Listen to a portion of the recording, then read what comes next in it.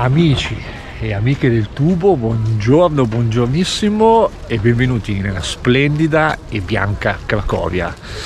Sono qui questa giornata veramente stupenda, sono anche un po' emozionato, vi dico la verità, perché diciamo la conosco la città, io 20 anni fa la frequentavo, avevo una fidanzatina, se proprio volete saperlo, e quindi adesso sono un po' emozionato come il puffo golosone davanti a una torta.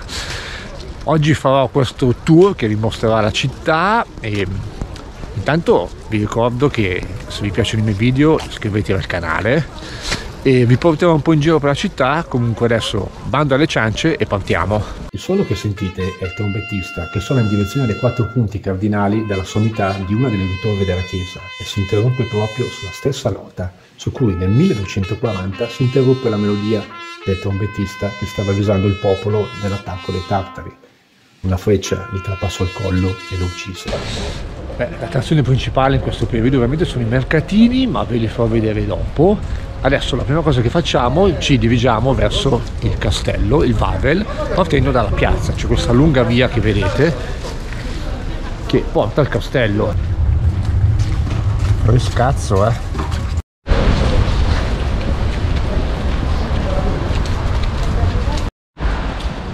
questa via che si chiama Ulica Grochka, veramente ci sono dei palazzi bellissimi.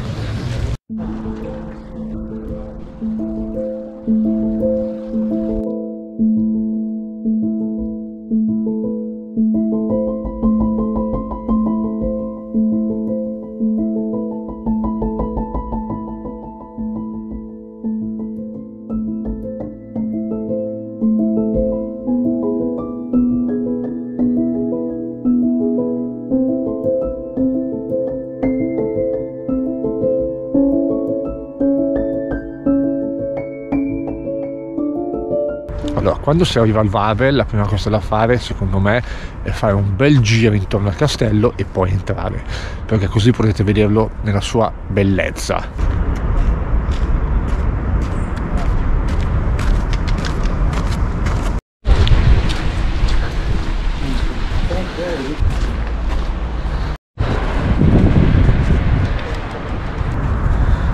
Sì, ma è veramente grande dentro, perché qui stiamo per entrare perché il castello è lì dentro.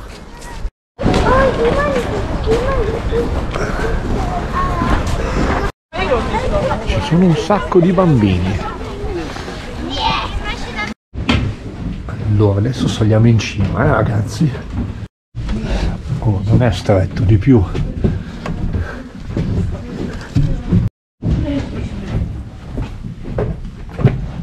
Cioè, sarà alto 1 metro.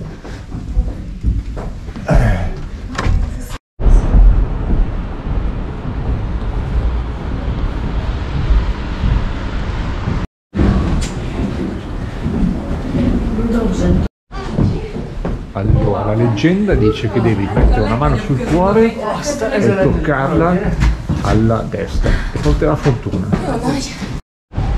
Voi non potete capire la salita per arrivare qua come era stretta. Cioè, questa è l'uscita.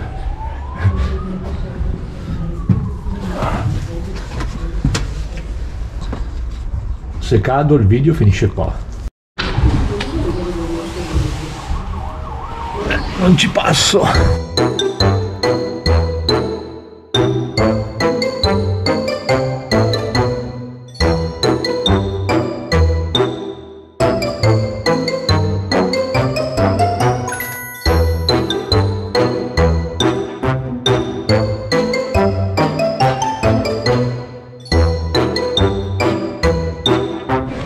Allora, ce l'abbiamo fatta, siamo usciti dalla chiesa.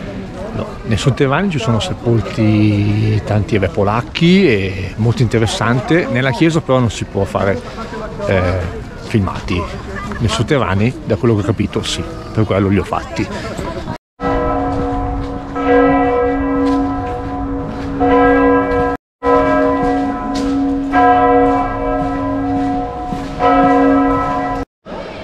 Eccoci qui, siamo all'interno proprio del cortile del castello. D'estate qui molte spose vengono a fare le foto durante la loro cerimonia matrimoniale.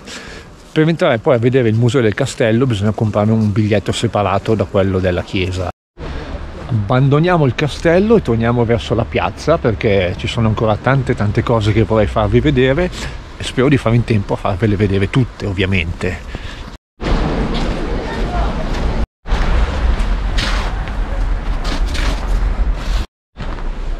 Per tornare in centro facciamo questo viale alberato, quindi passiamo dalla zona dell'università, è veramente adorabile.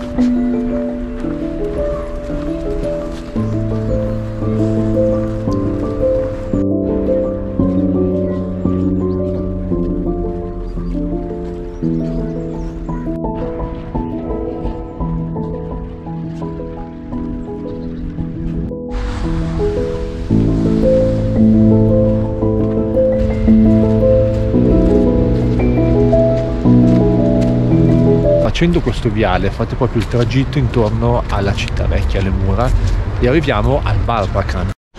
Eccoci qui ragazzi, come vi dicevo siamo arrivati al Barbican, queste sono le mura della città.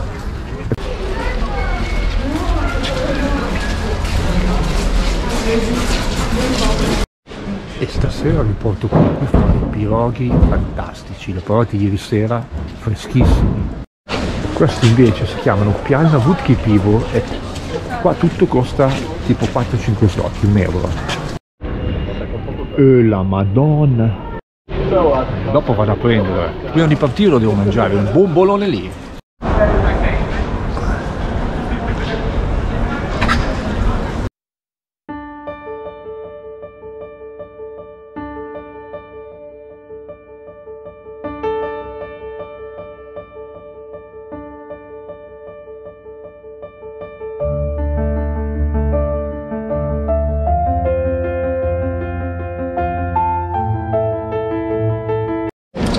Quanto sei bello tu.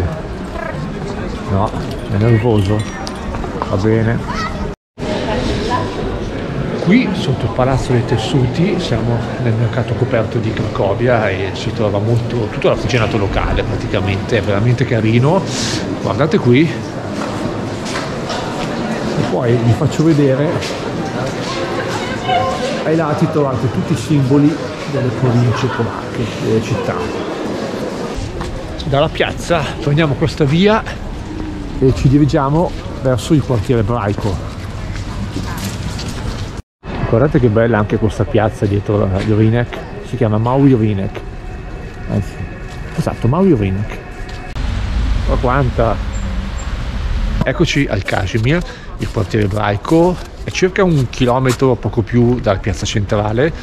Allora, secondo me i posti qui da vedere assolutamente sono la sinagoga Remu col suo cimitero, la farmacia delle Aquile, ovviamente la fabbrica di Oskar Schindler.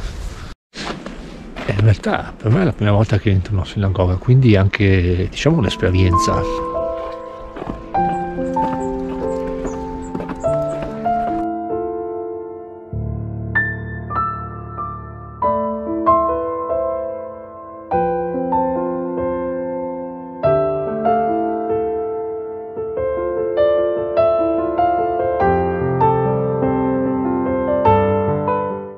Questa è la sinagoga. Beh, quello che posso vedere sono molto più spartane rispetto alle nostre chiese.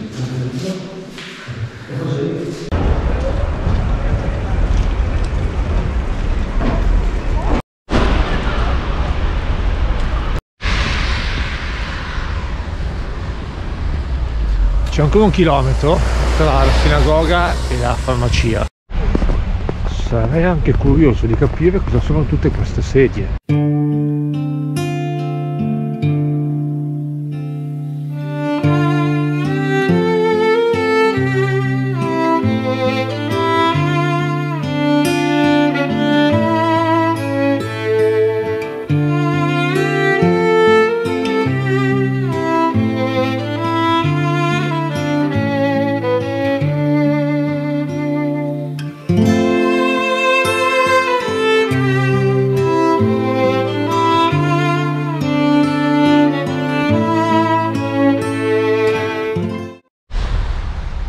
Questa farmacia fu un luogo simbolo durante la seconda guerra mondiale, perché quando arrivavano i tedeschi mandarono via molti negozianti, ovviamente chiusero tutto ma questo signore, diciamo, il farmacista rimase e permise, diciamo, a molti ebrei di trovare quello che gli serviva come medicinali o cose del genere.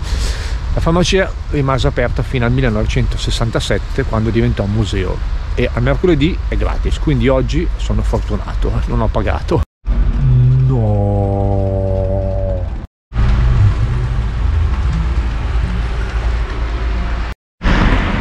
Ragazzi, sono quelle cose che capitano.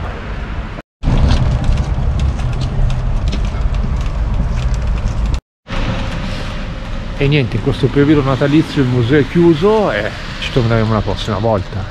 Comunque, se il video vi è piaciuto mettete un like, un commento e iscrivetevi al canale e ditelo anche agli amici. Ciao, alla prossima!